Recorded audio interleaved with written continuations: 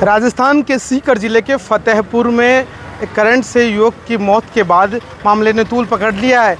लोग सड़कों पर उतर गए हैं। देख सकते हैं कि किस तरीके से यहाँ पर युवा है काफ़ी संख्या में सड़कों पर उतरे हैं और इन लोगों की मांग है करंट से जो युवा झुलसे हैं उसके जो परिजनों को मुआवजा मिले और संविदा पर नौकरी मिले। विभिन्न मांगों को लेकर लगातार ये लोग हैं विरोध प्रदर्शन कर रहे हैं। लगातार वार्ता है वो जारी है। तस्वीरें देख सकते हैं कि किस तरीके से यहाँ पर जो लोग हैं धरने पर बैठे हैं। देर रात से ही ये धरना है। कल की अगर बात की कल यहाँ से जो लोग हैं यहाँ पर बैठे थे और अभी भी लगातार युवा है संघर्षशील नेता है वो यहाँ पर लगातार बैठे हैं। किस तरीके से क्या मांग कर रहे हैं लगातार? बस यही है कि इनको 50 लाख रुपए कम से कम मुआवजा मिले और इनके भरण पोषण के बुढ़े माता पिता हैं उनको लाइफ टाइम भरण पोषण मिले, यही मांग है। सविता पर नौकरी में क्या किस तरीके से हादसा, कहाँ ये हादसा हुआ था? ये बिरानिया गांव में क्या मांग है? ये बिरानिया गांव में हादसा हुआ था और इन लोगों की प्रमुख मांग है एक तो जो जीएसएस जिसने शटडाउन किया है उसके ऊपर 302 का मुकदमा दर्ज हो और 50 लाख रुपए इनके घर वालों को मुआवजा मिले प्लस माता पिता को भरण पोषण मिले, ये इनकी प्रमुख मांगे हैं। और भी लोग हैं, आप बताइएगा किस तरीके से मांग है, क्यों यहाँ पर बैठे हैं लगातार? देखिए, सबसे पहले तो भाई कृष्ण कुमार को मेरी विनम्र श्रद्धांजलि और ईश्वर से मेरी प्रार्थना है कि भगवान श्री चरणों में स्थान दे और उनके परिवार को ये जो पहाड़ टूटा है ये दुख सहने की शक्ति दे। उसके बाद मैं स्पष्ट इतना ही कहना चाहूँगा कि ये एक बहुत बड़ा कलंक है इस पूरे भ्रष्ट प्रशासन पे, इस भ्रष्ट सरकार पे। और ज़्यादा मांग जो रखी गई है वो कुछ भी नहीं है। उसके बावजूद आज 24 घंटे से ज़्यादा हो गया है और कोई अभी तक प्रशासनिक अधिकारी यहाँ नहीं है, ना कोई एसडीएम यहाँ अभी तक पहुँचा है। इससे बड़ी फतेहपुर के लिए कोई दुर्भाग्य नहीं हो सकता, इससे बड़ा कोई कलंक नहीं हो सकता।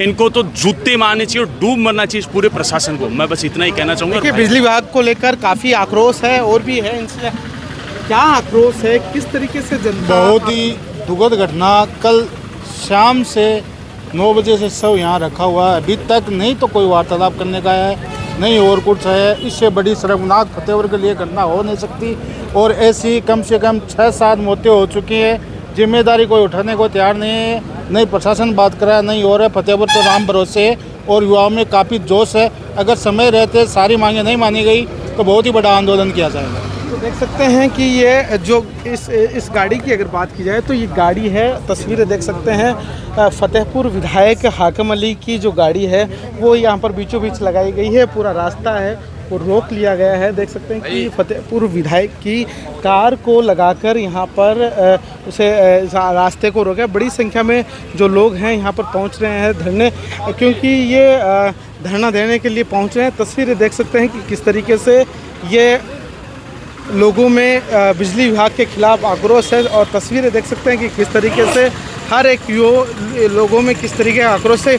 और बता दें कि 2 दिन पूर्व भी यहाँ पर महिलाओं ने बड़ा विरोध किया था। उस समय भी जब घायल हुए थे या यहाँ पर कृष्ण कुमार जब घायल थे उनका इलाज चल रहा था तभी भी ऐसा आंदोलन यहाँ पर हुआ था, जिसके बाद में कई मांगें मांग ली गई। लेकिन अब उनकी मौत के बाद ये मामला है तूल पकड़ता हुआ नज़र आ रहा है। तस्वीरें देख सकते हैं कि किस तरीके से लोगों में आक्रोश है और लोग किस तरीके से काफ़ी संख्या में जो युवा है यहाँ पर पहुँचे हैं। और तस्वीरें देख सकते हैं कि किस तरीके से इस सहायक अभियंता ग्रामीण कार्यालय के बाहर की ये तस्वीरें हैं, देख रहे हैं सब है वो यहाँ पर सब है, लोग हैं यहाँ पर बड़ी संख्या में पहुँचे हैं, सब यहाँ पर रखा गया है। और अब लोग मांग कर रहे हैं कि इनको मुआवजा मिले। साथ ही अगर बात की जाए तो विभिन्न मांगे हैं उसको लेकर लगातार प्रदर्शन है वो किया जाए। बड़ी संख्या में युवा देर रात से इस सड़कों पर डटे हुए हैं और लगातार मांग कर रहे हैं कि यहाँ पर ज़्यादा से ज़्यादा इसको मुआवजा मिले। और साथ ही अगर बात की जाए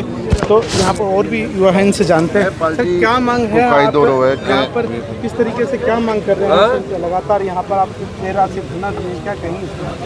हमारी मांग ये है कि सबसे पहले तो भाई करसन जो आज इस दुनिया में नहीं रहा, मैं उनको श्रद्धांजलि अर्पित करता हूँ। और मांग ये है कि उनको न्याय मिले।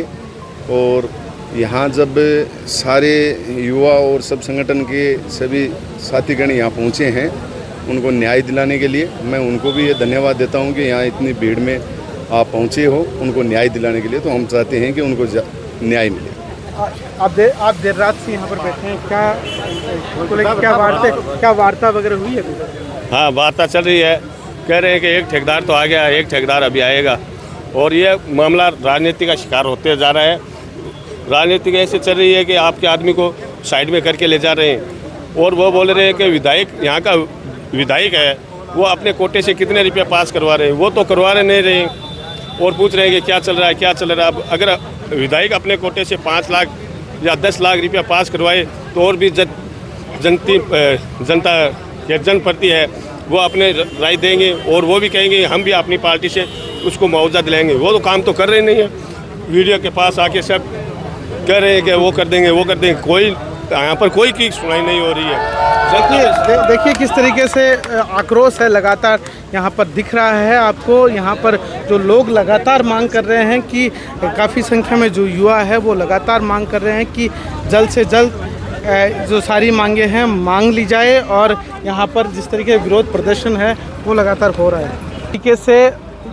तो आपने देखा कि किस तरीके से लोगों में आक्रोश फैला है, खास करके युवा देर रात से यहाँ पर डटे हैं और लगातार मांग कर रहे हैं कि युवक को मुआवजा मिले। और जो इनकी मांगे हैं FRT हो चाहे अन्य जो इनकी संस्थाएं हैं उन पर मुकदमा दर्ज हो, जो दोषी जो कर्मचारी अधिकारी हैं उन पर लगातार कार्रवाई हो, ऐसी मांग ये लोग कर रहे हैं। राकेश गुज्जर, राजस्थान तक, फतेहपुर। इन दोषियों के खिलाफ कार्रवाई होनी चाहिए। यहाँ का निगम है उसको तुरंत प्रभाव से सस्पेंड किया जाए। जो GSS के नीचे जो ये हादसा हुआ है उसको तुरंत 302 के तहत मुकदमा इन लोगों पे होना चाहिए, ताकि आने वाले अफसर जो भी बैठे वो सोच समझ के यहाँ की बिजली विभाग का काम करे। जो मॉनिटरिंग के जो साथी ने कहा वो बिल्कुल यहाँ नहीं है, सब फैल है। और आज से नहीं, आज से पहले से भी ये लगातार चलता है।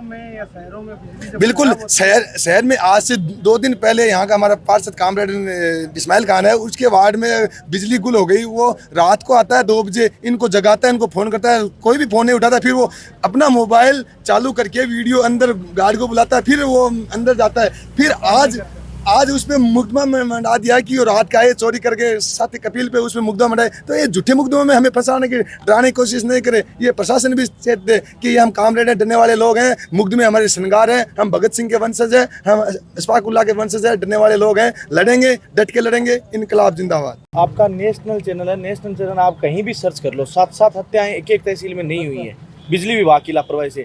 हमारे फतेहपुर के अंदर पहले माफिया होता था ना, भू माफिया, शराब माफिया, वैसे बिजली माफिया का एक गड्ढा खुला हुआ है। उनका कोई रिस्पॉन्सिबिलिटी नहीं है कि कोई भी आदमी मर जाए। पिछली बार कोई आदमी की हत्या हुई और 1-2 लाख रुपए देके और मामले को सलटा दिया। जिम्मेदारी तय नहीं हुई कि भविष्य में इस प्रकार की दोबारा घटना नहीं होंगी। जो मापदंड है बिजली विभाग के अंदर, वो जो रूल रेगुलेशन है उसको हम फॉलो करेंगे। कुछ भी फॉलो नहीं करेंगे। आप मीडिया के हो, आप संतर्त आदमी हो, आप अंदर जाके देखना इनके पास जहाँ 36 आदमी काम करते हैं, पूरी 130 तहसील के अंदर 136 आदमी होने चाहिए। इन लोगों के पास काम करने वाले मात्र 6 आदमी हैं। इन लोगों के पास रजिस्टर मेंटेन नहीं है। इन लोगों को ये नहीं पता कि फलां कर्मचारी कौन से कस्बे के अंदर, मोहल्ले में, गाँव के कौन सी जगह में गया हुआ है। उसका परिणाम ये हुआ कि गांव का अनट्रेंड आदमी 5-7 हज़ार रुपये वाले को, उसको इनकी सेटिंग रहती है कि ठीक है एक लाइट चेक करने जा रहा है, सेट करने जा रहा है, सही करने जा रहा है, तो तू वहाँ पे कर दे। अब वहाँ पे जो GSS है वहाँ कोई बेवड़ा है भाई, मॉनिटरिंग ही नहीं है, वहाँ बेवड़ा है। उस बेवड़े ने क्या किया, और GSS का अब कर दिया। और वो बेचारा ये कर्सन 1 कमाने वाला था, जो लोगों के घरों के अंदर रोशनी करने वाला, और ये निगम ने लोगों के घरों के अंदर अंधेरा कर दिया और बेचारा वो झुलस गया। ये जो जितनी भी घटनाएं हुई हैं सारी की सारी घटनाएं ऐसी हुई है। भाई साहब, वो जो पीछे वाला एक लड़का की हत्या हुई थी उसके अंदर भी यही हुआ था। 3-3, 4-4 घंटे वेट कर लिया, नहीं आया बिजली सही करने वाला। गर्मी का मौसम था तो ठीक है, वो बेचारा सोचा ये तो आएंगे नहीं, हम ही सही कर लेते हैं। तो इतने में क्या किया, वो सही कर रहा था और वो दोबारा पावर को हाई अप कर दिया। अप करते ही और उसकी और हत्या हो गई। तो इस प्रकार की हत्या पे हत्या, हत्या के ऊपर हत्या, किसी की कोई की जिम्मेदारी ना जनप्रतिनिधि है यहाँ पर, ना कोई और है। जनता बेचारी बैठी है, लड़ रही है। लेकिन आज का जो आंदोलन है इसके अंदर सकारात्मक पहलू बनेंगे, सकारात्मक वार्ताएं होंगी। आज के आंदोलन के अंदर ऐसा हमने पहली ही मांग रख दी कि पैसे वाला तो ठीक है, दूसरी चीज़ है मिलना चाहिए, किसी परिवार के अंदर कोई कमाने वाला ही नहीं है, लेकिन जिम्मेदार जो अफसर हैं उन पे हत्या का मुकदमा, हत्या के मुकदमे से पहले, और ये नहीं है कि बचा लिया, फर्स्ट को बचा लिया, सेकंड को फंसा दिया, थर्ड को जांच के अंदर रख दिया, ऐसा नहीं है।